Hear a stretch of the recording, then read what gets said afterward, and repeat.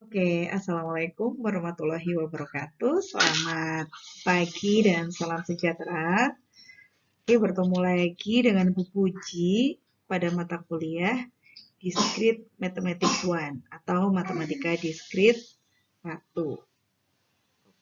Kita sudah berada pada penghujung akhir semester ya, karena hari ini kita memasuki minggu ke-14.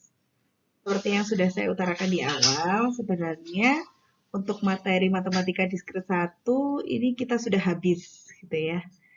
Namun karena masih ada waktu tersisa, maka kita akan ambil satu bab materi pada matematika diskret 2 untuk kita bahas di sini. Materi yang akan kita bahas pada minggu ke-14 yaitu tentang counting. Ya, atau yang di awal tentang basic dari counting. Lalu selanjutnya nanti di minggu ke-15, minggu terakhir perkuliahan, saya akan bahas aplikasinya. Salah satunya untuk permutasi dan kombinasi. Saya rasa semuanya sudah kenal. Ya. Untuk masalah yang pertama kita akan membahas pada kasus product rule atau aturan perkalian. Jadi, misalkan ya, suppose that a procedure can be broken down into a sequence of two tasks. Misalkan ada suatu prosedur di mana prosedur tersebut dapat dipecah menjadi dua urutan tugas. Nah, di sini disampaikan jika ada N1 cara untuk melakukan tugas pertama, dan untuk masing-masing cara melakukan tugas pertama, ada N2 cara untuk melakukan tugas kedua, maka ada berapa macam cara untuk melakukan prosedur tersebut. Tinggal N1 dikalikan N2. Nah, ini contohnya seperti apa? Misalkan, saya ingin menyiapkan sarapan anak, gitu ya. Untuk menyiapkan sarapan anak, langkah pertama adalah saya siapkan nasi gitu misalkan, tambah mau saya buatkan ceplok telur.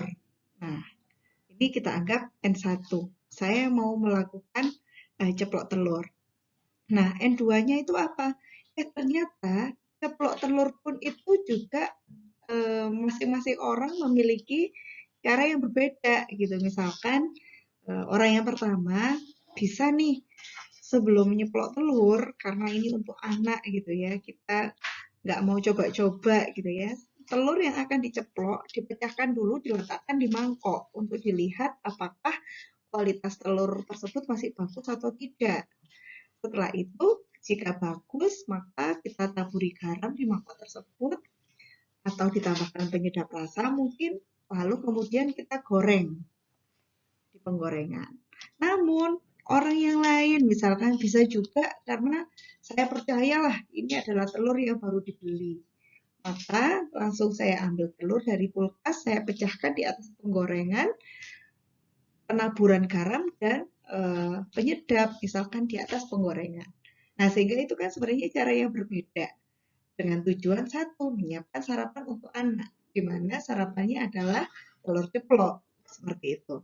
Sehingga jika ditanyakan ada berapa macam prosedur, berapa macam kan berarti variasinya itu berapa saja, yaitu dengan cara dikalikan langkah N1 dikalikan dengan langkah N2.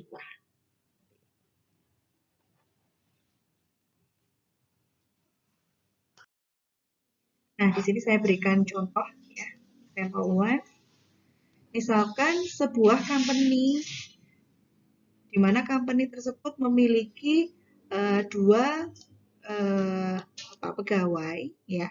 Misalkan namanya Sanchez dan Patel.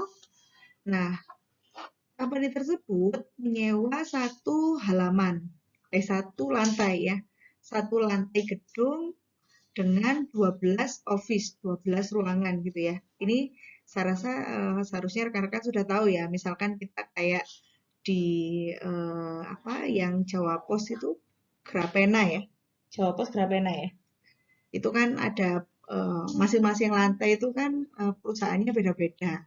Nah, ini kurang lebih kayak gitu. Jadi ada pabrik baru, ada perusahaan baru, dia itu menyewa salah satu lantai saja, di mana satu lantai tersebut ada 12 office. Terserah 12-nya itu mau berupa ruang-ruangan atau petak-petak gitu ya.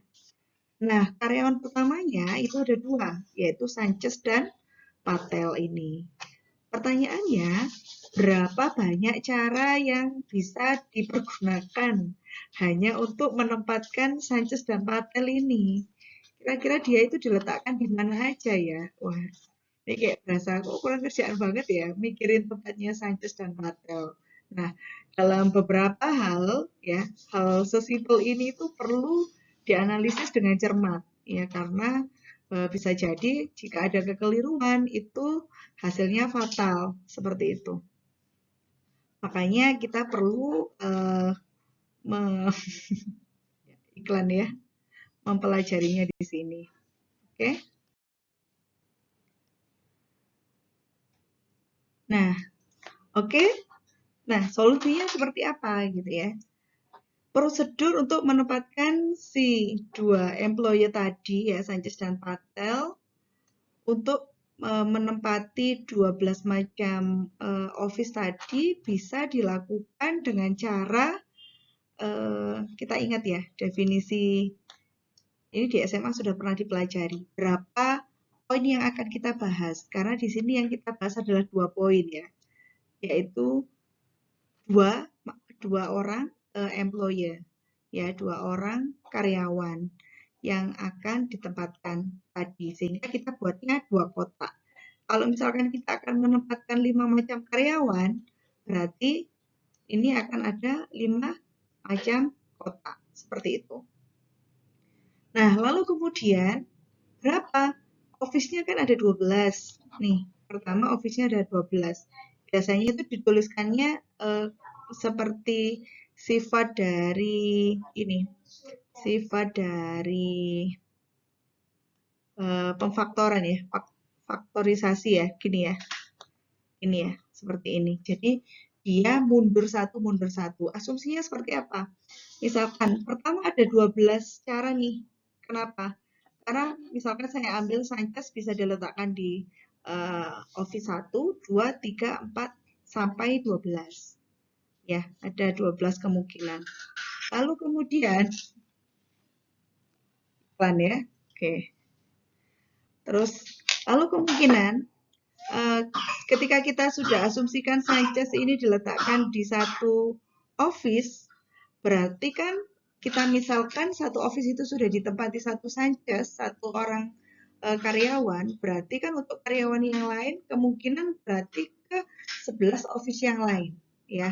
Sehingga di sini saya tuliskan 11. Gitu. Nah, lalu diapakan? Dikalikan. Jadi ada berapa kemungkinan Sanchez dan Patel ini ditempatkan pada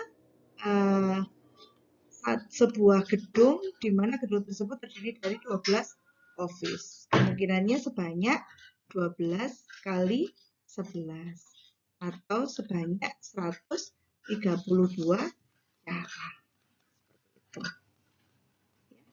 Ya, kita nanti akan belajar seperti inilah. Jadi masih jauh lebih mudah dibandingkan dengan logik, ya. Oke, selanjutnya untuk contoh yang kedua, kurang lebih permasalahannya masih mirip dengan contoh yang pertama ya. Jadi misalkan kita akan memberi nama, biasanya kejadian ini terjadi saat wisuda gitu ya. Jadi ada kursi di auditorium yang akan diberi label. Misalkan labelnya itu disesuaikan dengan nomor urut wisudawan.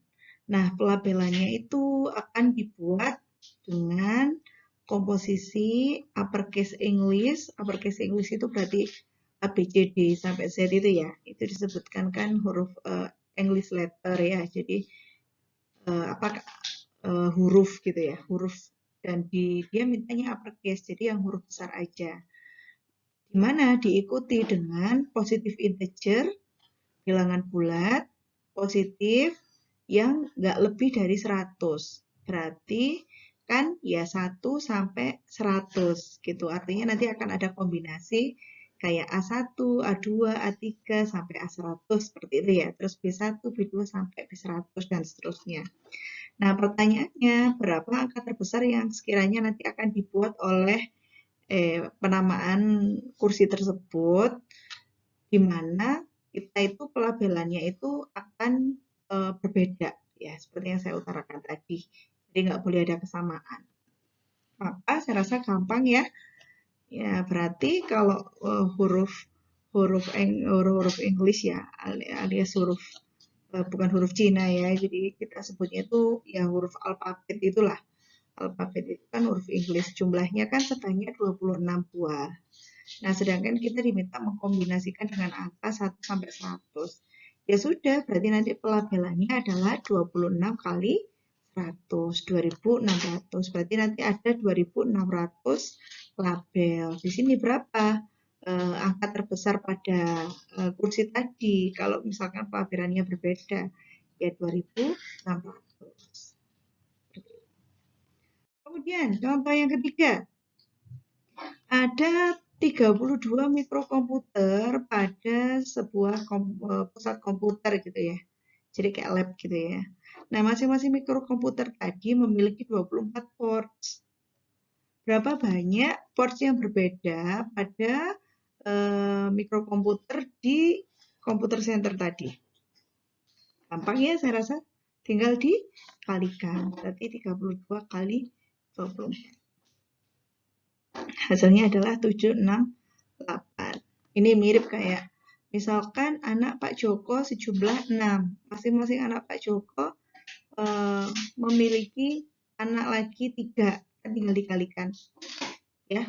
Jadi sebenarnya permasalahannya itu sama kurang lebih sama seperti pelajaran saat SD gitu ya, atau para-paranya SMP. Cuman kita dibawanya ke arah yang berbeda, di mana dengan logika ini kita bisa menyusun algoritma, ya, algoritma untuk menyelesaikan kasus-kasus yang lebih kompleks. Lalu, nah, untuk problem yang kedua atau masalah yang kedua yaitu the sum rule, yaitu aturan penjumlahan. Nah, saat ini misalkan kayak gini, misalkan ada sebuah tugas yang dapat dilakukan dengan salah satu cara, N1, atau salah satu cara dari N2 cara, di mana tidak ada himpunan N1 cara yang sama dengan himpunan N2 cara. Jadi dia langkahnya itu berbeda, jadi berkelanjutan. Misalkan, apa ya, kita akan membuat donat. Untuk membuat donat, pertama itu membuat adonan, terus kemudian melakukan pencetakan, terus kemudian memberikan topping. Berarti ada N1, N2, N3. Kayak gitu kan ya. Nah, untuk membuat adonan, itu misalkan kita siapkan bahan, terus kita uleni, kita tambahkan air, kita tambahkan telur, dan sebagainya. Untuk mencetak, berarti adonan yang sudah ada kita bentuk, terus kemudian kita goreng, kayak gitu. Lalu untuk cara yang N3, misalkan untuk memberikan topping, menunggu dingin, kita cairkan coklat, kita siapkan mentega, dan seterusnya seperti itu. Di mana pada cara N1, N2, atau N3 itu tidak ada kesamaan cara. Ya, sehingga ketika kita menemukan prosedur dengan kondisi yang demikian, berarti jika ditanyakan ada berapa macam cara, tinggal dijumlahkan. Tahu ya kaitannya ya, kira-kira. Nah, contoh yang keempat. Misalkan salah satu anggota fakultas matematika, maaf ya saya menggunakan matematika ya, karena kita bicara matematika diskrit, atau misalkan seorang siswa yang merupakan siswa di mata pelajaran matematika tadi dipilih sebagai wakil dari komite universitas misalkan. Berapa banyak pilihan yang berbeda untuk perwakilan tadi? Misalkan di kantor tersebut ada 37 anggota fakultas. Anggota fakultas itu apa? Ya, bisa dosen, bisa tendi, kayak gitu. Di fakultas matematika. Dan ada 83 mahasiswa jurusan matematika. Saya ulangi kalau kalian bingung.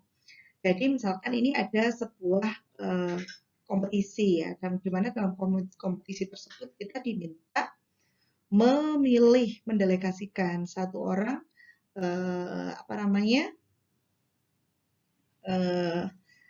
anggota fakultas tadi, di mana anggota fakultas tadi terdiri dari dosen atau teknik, dengan satu orang siswa matematik ya untuk dipilih.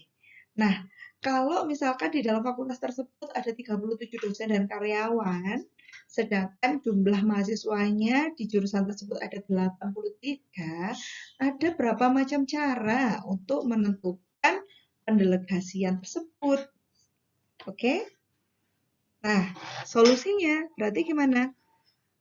Karena dia adalah kasus dari Samrul, di mana untuk masalah pemilihan anggota ini kan nggak berkaitan ya. Jadi pasti anggota fakultas itu pasti bukan mahasiswa di jurusan tersebut. Jadi orang yang berbeda. Karena tidak ada prosedur yang sama di antara masing-masing cara tadi, maka tinggal kita tambahkan berapa di sini? 37 ditambah 83. Jadi ada 120 cara untuk pemilihan delegasi. Ya. Contoh 5. Seorang siswa dapat memilih proyek komputer dari 3 daftar. Misalkan ada 3 macam daftar, terus diminta pilih salah satu. 3 daftar tadi berisi masing-masing daftar pertama ada 23 macam pilihan. Daftar yang kedua ada 15 macam pilihan. Daftar yang ketiga ada 19 macam pilihan proyek yang mungkin kayak tipenya kayak gitu ya. Nah, tidak ada proyek yang bisa diambil oleh satu orang itu nggak boleh ngambil lebih dari satu proyek kayak gitu. Jadi ada berapa banyak proyek yang memungkinkan untuk dipilih. Berarti tinggal lah, gampang ya. 3 tambah 15 tambah 19. Berarti ada 57 cara untuk memilih proyek tersebut. Ya. Oke. Kemudian, nah, kita juga akan belajar terkait prinsip pigeonhole. Ini saya rasa sudah familiar ya. Sudah banyak yang menggunakan, yaitu pigeonhole principle. Yaitu prinsip lubang dari burung dara. Ya, pigeon burung dara ya. Kayak apa itu? Ya, langsung saya sampaikan nih. Ya, ini adalah masih bahasa dalam bahasa Inggris ya. Misalkan kita itu memiliki sejumlah K, bilangan positif integer. Dan K plus 1 atau lebih objek yang akan ditempatkan pada K box. Ya, jadi ibaratnya kita punya rumah sejumlah K. Tapi ternyata, kamar aja ya, kamar. Misalkan kamar kos gitu aja ya, lebih tepat. Sebuah rumah kos itu memiliki kamar kos sejumlah K. Nah, tapi yang pengen ngekos di tempat kos tersebut sejumlah K plus 1 atau bisa lebih. Kira-kira penempatannya gimana? Rasa kalian sudah bisa menebak ya. Ya berarti ya satu kamar ada yang lebih dari satu orang. Betul. Prinsipnya seperti itu. Yaitu yang digambarkan pada gambar yang ketiga. Kalau yang milihnya adalah K plus 1, berarti bisa jadi paling tidak separah-parahnya semua terisi, tapi ada satu kamar yang terisi 2 orang. Bu, boleh nggak misalkan karena dia saudaraan, jadi dia pengen 3 orang satu kamar. Boleh, berarti kalau kita ambil demikian, berarti ada kamar yang kosong. Intinya masih cukup gitu loh ya. K plus 1 orang tadi ditempatkan pada kamar kos tersebut. Nah, kurang lebih gambarannya kayak gitu. Ya. Nah, ini ada korolari 1 yang menyampaikan bahwa sebuah fungsi F dari himpunan dengan K plus 1 atau lebih elemen yang dimana dia itu dikaitkan gitu ya, himpunan kan saling berkaitan dengan sejumlah K elemen, pasti tidak one to one ya. One to one itu adalah korespondensi satu-satu. Maka dia itu tidak akan satu-satu. Kenapa? Ya berarti akan ada yang berdua, ada yang ada satu kamar yang berdua. seperti itu. Ya, karena dia berarti dia berbeda dengan definisi dari fungsi. Kalau fungsi kan pasti satu-satu seperti itu. Oke. Oke, di sini diberikan contoh ya pada example 6 atau contoh 6. Di antara misalkan sebuah grup yang terdiri dari 367 orang, pasti ada paling tidak satu pasang atau 2 orang yang memiliki ulang tahun yang sama. Ya, kenapa? Ya, karena 1 tahun itu kan isinya 366. Kalau di situ ada 367 orang, berarti paling tidak ada satu pasang atau ada 2 orang yang memiliki ulang tahun yang sama. Kalau saya bilang paling tidak, berarti mungkinkah itu ada lebih dari satu orang atau satu pasang atau 2 orang, jelas. Karena saya sampaikan paling tidak. Ada lagi, misalkan saya sampaikan pada sebuah grup ada 27 English word atau alfabet tadi ya, yang saya bilangkan. Nah, dengan demikian berarti pasti akan ada satu grup itu tadi yang sama namanya. Kenapa? Ya jelas lawang alfabet itu jumlahnya cuma ada 26. Lebih kayak gitu. Ya. Terus kemudian, contoh yang ketiga, berapa banyak siswa yang akan ditempatkan di kelas untuk memastikan bahwa paling tidak ada 2 siswa yang menerima nilai yang sama pada final exam. Jelas ya? Final exam. Jelas ya? Misalkan separah-parahnya masing-masing anak itu memiliki nilai yang berbeda, supaya pasti ada paling tidak 2 orang yang nilainya sama, berarti harus ada 101 siswa. Ya. Oh, 102, sorry. Karena dia adalah 0 juga dianggap. Ya. 0 sampai 100, kan berarti 101 jumlahnya. Sampai ada yang sama, berarti ditambahkan 1. Ya. Oke. Ini adalah prinsip dari. Oke, berikut adalah untuk contoh 8. Silakan dipelajari ya, kurang lebih masih sama dengan 2 aturan yang sudah saya bahas tadi. Nah, selanjutnya, yang terakhir kita akan membahas tentang the generalize dari pigeonhole principle atau bentuk lebih umum dari prinsip pigeonhole. Saya agak ngebut ini ya, karena sudah mulai ada suara-suara di belakang ya. Oke, jadi jika terdapat n objek ya, tadi n objek tadi yang saya sampaikan, misalkan anak kos yang akan kos, di mana dia akan ditempatkan kepada 4 kota atau 4 kamar gitu ya, maka akan terdapat paling tidak ada 1 kamar yang terdiri dari n dibagi k objek. Kan tadi kan paling tidak ada 1 ya, paling tidak ada 1 kamar yang berisi 2 orang tadi. Nah, pengembangan dari pigeonhole principle tadi disampaikan bahwa paling tidak ada n per k objek. Jadi kita akan bicara countingnya yang akan lebih luas lagi. Contoh, ada 100 orang yang akan ditempatkan misalkan ini ya, ini. Ada 100 orang dibagi 12, jadi paling tidak ada 9 orang yang akan yang memiliki bulan lahir yang sama, misalkan kayak gitu. Ya, jadi ini ada contohnya, ini langsung merupakan jawaban. Misalkan ada 100 orang, berarti dari 100 orang itu paling tidak ada 9 orang yang punya bulan lahir yang sama.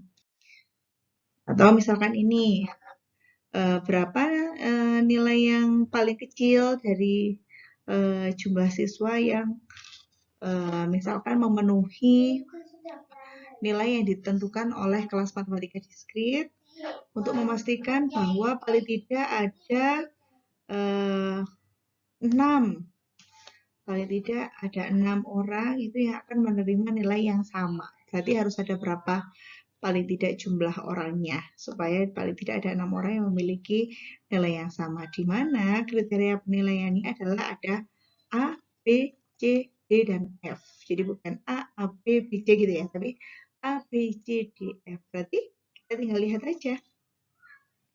Oke, kriteria penilaiannya ada berapa? 1, 2, 3, 4, 5. Oke, di sini saya paparkan. Oke, kita minta minimum berapa jumlah minimum siswa supaya paling tidak ada 6 siswa yang memiliki nilai yang sama. Oke, berarti yang akan kita cari itu adalah N-nya, jumlah dari siswanya. Grade-nya ada berapa? Grade-nya ada 5, yaitu A, B, C, D, dan F. Tadi berapa orang yang kira-kira sama? 6. Ya udah, berarti kita balik. N per 5 sama dengan 6. Maka nilai yang mungkin ya, nilai yang mungkin paling kecil supaya hasilnya 6, itu kan berarti nanti ada 5 kali 5 tambah 1. Gitu ya. Jadi bukan 5 dikalikan 6, sejumlah 30. Kalau 5 kali 6 itu adalah berarti semuanya ini pasti sama gitu ya, yang memiliki nilai A ada 6 orang, yang memiliki nilai B ada 6 orang, nilai C. Nah, di sini tuh disampaikan bahwa paling tidak ada 6 orang yang memiliki nilai yang sama aja. Misalkan untuk A ini isinya 6 orang. Kalau sisanya berarti nggak harus 6 orang, boleh bebas lah. Lalu gimana caranya kita melihatnya? Ya wes, berarti kalau paling tidak ada lebih supaya paling tidak ada 6 orang yang nilainya sama, berarti paling tidak jumlah siswanya itu adalah bawahnya 5 itu adalah 5. Bawahnya 5 itu adalah 5 dikali 5 jenis grade-nya. Ya, ditambahkan dengan 1, yaitu 26. Jadi paling tidak kalau ada 26 siswa, pasti ada satu nilai yang nilainya sama. Seperti itu ya. Jadi ini kita anggap ada 5 orang yang sama, 5 orang sama. Ini kita urutkan ya, sekecil-kecilnya. Bolehkah 27? Boleh kan, tapi karena di sini ditanyakan minimum jumlah siswa, maka kita ambil nilai kemungkinan yang paling kecil, yaitu 26. Oke, lebih seperti itu. Nanti kita akan diskusikan lebih detailnya pada sesi diskusi jika ada yang kurang paham. Terus misalkan ada berapa macam cara yang harus dipilih untuk kita main kartu nih. Kita mau main kartu dengan menggunakan 52 kartu untuk memastikan bahwa paling tidak ada 3 macam kartu nanti yang akan dipilih secara bersamaan ya. Maka sama, tapi jumlah kartunya tadi sejumlah berapa? Kartunya kan jumlahnya ada 52 kartunya nih. Oke. Misalkan, nah dari 52 kartu ini kan ada 4 macam ya. Jadi jenisnya itu adalah 4. Jadi di sini kita tuliskan 4. Nah, supaya kepilih paling tidak ada 3, berarti dari 52 kartu tadi harus diambil berapa ya? Ini yang akan kita cari. Paling tidak kita ambil berapa nih supaya terpilih tadi ada 3 kartu yang sama ya. Maka caranya juga sama seperti tadi. Ini ada 4 kartu, itu kan jenisnya ada 4. Paling tidak kita ngambil 1 kali kartu, ini misalkan 3, ini 2, ini 2, ini 2 ya. Berarti ada 6 tambah 3, 9 kartu. Kurang lebih kayak gitu ya. Nanti silakan metode mana yang paling mudah. Gak ngebut saya ya. Terus kemudian contoh yang ke-11. Oke, mohon maaf ada backsound-nya ya. Contoh yang ke-11, berapa banyak kartu yang harus dipilih dari tadi sama standar deck 52 untuk memastikan bahwa terpilih 3 hati. Nah, ini kurang lebih mirip ya, kondisinya mirip. Nanti kita akan diskusikan lebih detail di sesi diskusi lah jika saudara belum paham. Kurang lebih kondisinya mirip seperti yang tadi. Ya. Oke, saya rasa cukup pertemuan hari ini. Saya tutup. Mohon maaf karena terkendala ya di akhir sehingga banyak backsound di belakang. Untuk lebih lengkapnya kita akan bahas di sesi diskusi dengan melalui HO Meet ya. Silakan dipelajari terlebih dahulu materinya, paling tidak sudah ada gambaran dasarnya. Oke, terima kasih. Sekali lagi untuk pertemuan hari ini saya akan tutup dengan kalimat motivasi bahwa pendidikan itu adalah senjata paling ampuh di dunia. Menurut Pak Nelson Mandela, karena dengan pendidikan kita bisa mengubah dunia. Terima kasih. Saya akhiri. Saya Puji Andayani. Assalamualaikum warahmatullahi wabarakatuh.